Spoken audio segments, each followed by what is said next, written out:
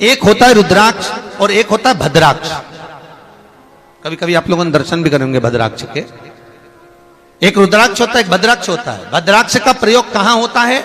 जब यदि पति या पत्नी लाइन से भ्रष्ट होते हैं, एक दूसरे के प्रति समर्पित नहीं होते, या उसका चित्त वृत्ति किसी गलत जगह पर जाती है, तो भद्राक्ष का प्रयोग किया जाए। रुद्राक्ष का ही एक स्वरूप होता है भद्राक्ष, उसका प्रयोग किया जाए।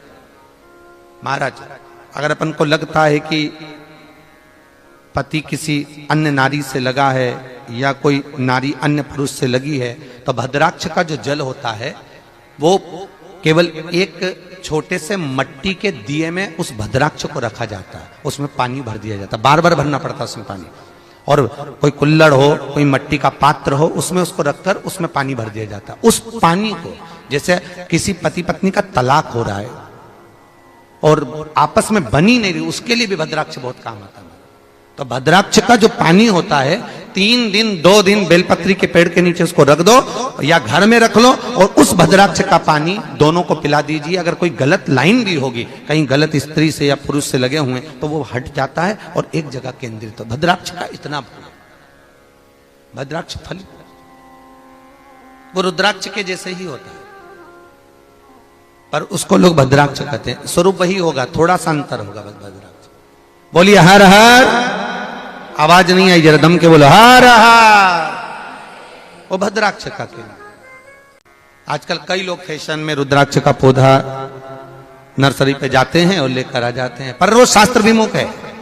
रुद्राक्ष का वृक्ष घर के अंदर नहीं होना चाहिए। महाराज, रुद्राक्ष का पौधा उत्पन्न हुआ और 1 मुखी से लेकर 14 मुखी तक रुद्राक्ष हुए।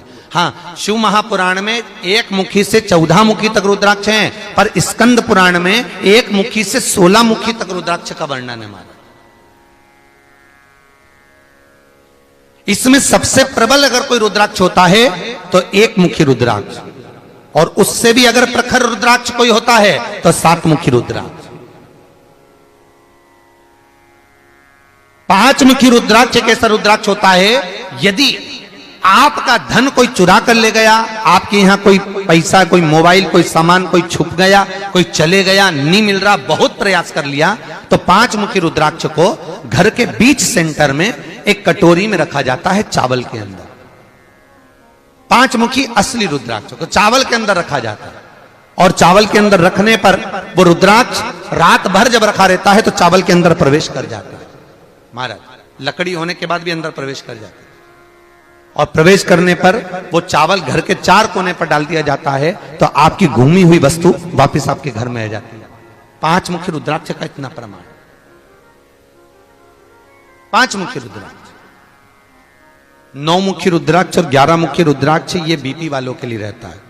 अगर 7 दिन तक लगातार 9 मुखी और 11 मुखी रुद्राक्ष का पानी कटोरी में रुद्राक्ष रखकर उसको पीना चालू कर दें, तो उनका बीपी लेवल पर रहेगा, कभी ऊंचा नीचा नहीं जाएगा। 9 मुखी और 11 मुखी सुख का अनुभव। 3 मुखी रुद्राक्ष विद्या के लिए रहता है। शिव महापुराण कहती है, भगवान शंकर के नयन बिंदु से निकले हुए रुद्राक्ष के पौधे से जो रुद्राक्ष हैं वो शंकर का ही स्वरूप, शिव का ही।